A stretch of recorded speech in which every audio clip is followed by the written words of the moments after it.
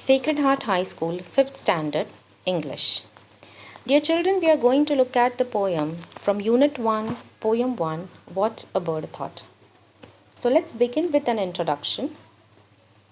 The poem What a Bird Thought is a narration by a bird itself, wherein it describes its various homes and his experience of growing up. So now let's read the poem. I first lived in a little house and lived there very well. The world to me was small and round and made of pale blue shell. I lived next in a little nest, nor needed any other. I thought the world was made of straw and covered by my mother. One day I fluttered from the nest to see what I could find. I said, "The world is made of leaves. I have been very blind."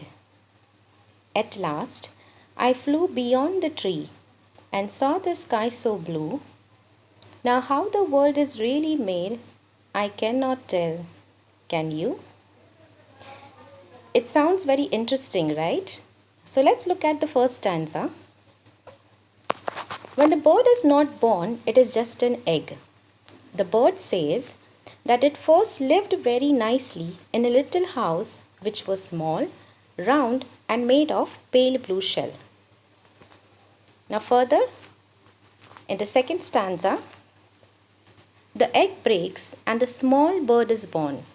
Now it lived in a little nest which is quite content in it and not needing another one. And the bird was protected by its mother. Since it was living in the nest, the bird thought that the world was made of straw. Now here straw means dry grass.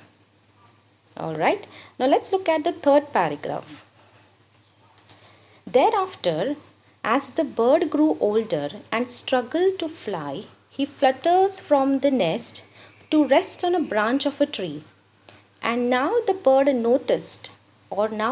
realizes that the world was made up of green leaves, that is, the green leaves of the tree, and not just a dry grass that surrounded its nest. Okay, and we have reached to the last paragraph of the poem. So after a few days, when the bird was completely developed, which means that the wings of the bird has got enough of strength that they could fly up in the sky beyond the trees and beyond the leaves, which explains when the bird grew old enough to fly away from the nest, it flew past the trees and saw the blue sky stretch afar. Now let's read ahead. The bird is confused and ends the poem by posing a question to the readers. It asks us if we can tell what the world is really made of.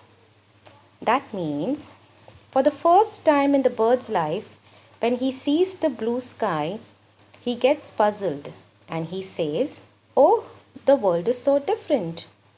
That means that the bird is unable to understand the exact meaning of the world.